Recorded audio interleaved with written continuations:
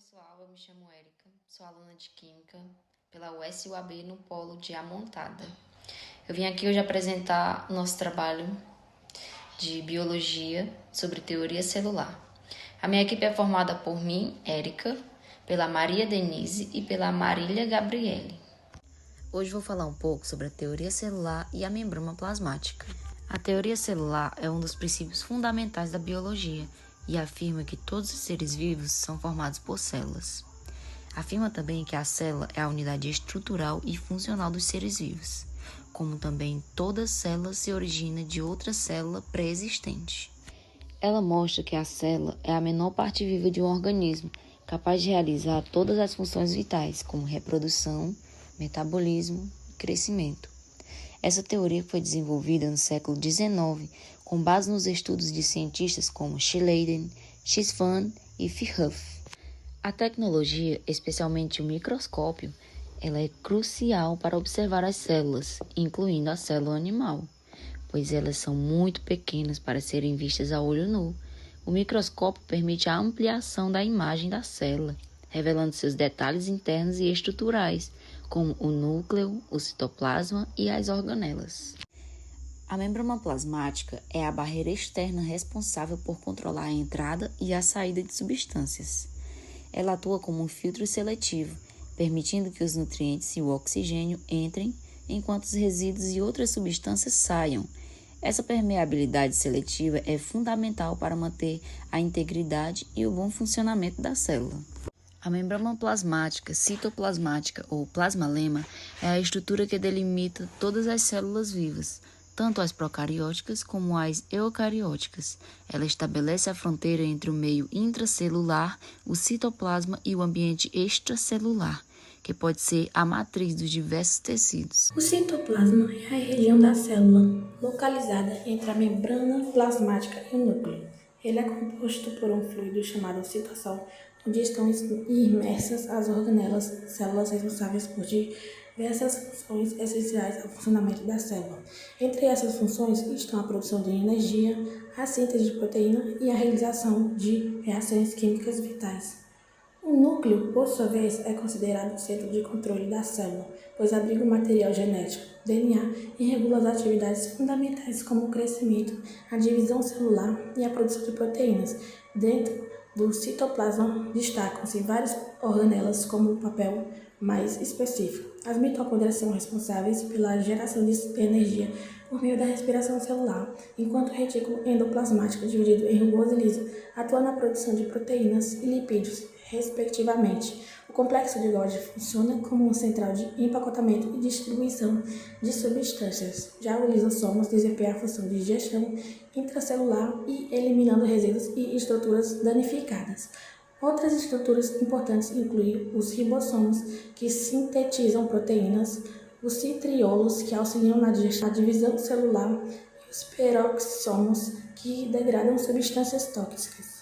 Juntas, essas estruturas garantem o funcionamento, a manutenção e a sobrevivência da célula. Oi, eu me chamo Maria Denise e vou falar um pouco para vocês sobre os tipos de células animais e suas funções no nosso organismo. As células animais são especializadas para desempenhar funções específicas no organismo. Vamos para os exemplos. Eu vou dar exemplos de 4, mas existem várias células. As células sanguíneas são divididas em 3 partes: as hemácias, as leucócitos, que são os glóbulos brancos, e as plaquetas. As hemácias, ela é responsável pelo transporte de oxigênio, e as leucócitos que atuam na defesa do organismo contra líquidos estranhos e infecções. As plaquetas, ela ajuda na coagulação do sangue para o estancamento do sangue. Outro exemplo de células encontrado no nosso corpo é as células musculares, que são também divididas em 3 partes. São os músculos estriado esquelético, que ele é responsável pelos movimentos voluntários do nosso corpo, que são conhecidas como fibras musculares longas. O músculo cardíaco, que encontra-se no coração, e ele é responsável pela contração cardíaca involuntária. O músculo liso, que ele é presente em nossos órgãos internos, que são como os intestinos e os vasos sanguíneos. Outra célula encontrada no nosso corpo são as células nervosas, que são conhecidas como os neurônios. Eles são especializados na condução de impulsos elétricos. Ele que faz a transmissão de sinais para o nosso corpo. E nós também temos as células epiteliais, que são formadas a camada que reveste a superfície interna do nosso corpo, como a pele e o revestimento de trato digestivo, que ele faz a proteção do nosso corpo e absorve nutrientes. E essas aqui que eu comentei são algumas células encontradas no nosso corpo. Agora eu vou falar com vocês sobre como essas células se organizam no nosso corpo. Elas são organizadas em 3 tipos. Elas são organizadas primeiro em tecidos, depois órgãos e depois sistemas orgânicos.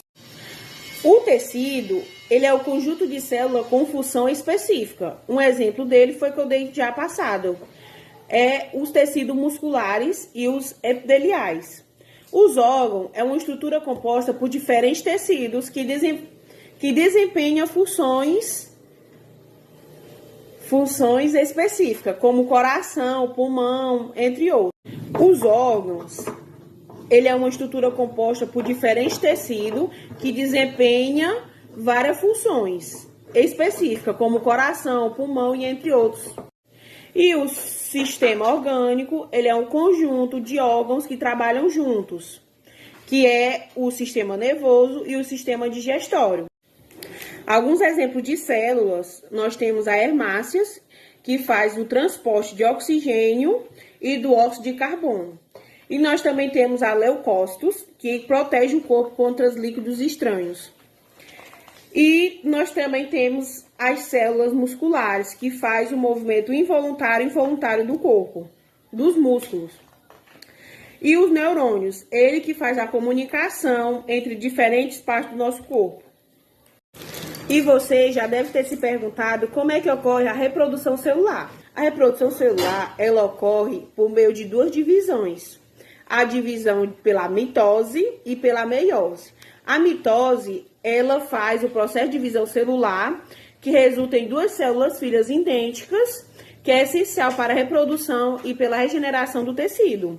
Já a meiose, o processo de divisão celular, ela reduz o número de cromossomos pela metade, que é formado células sexuais, conhecido como gametas, que é o essencial para a reprodução sexual. E o distúrbio de células pode levar a várias doenças. Eu vou falar um pouco da doença de Fanconi, que é uma doença genética que afeta a medula óssea e que o que acontece? A reprodução insuficiente de células sanguíneas e acaba aumentando o risco de leucemia na pessoa.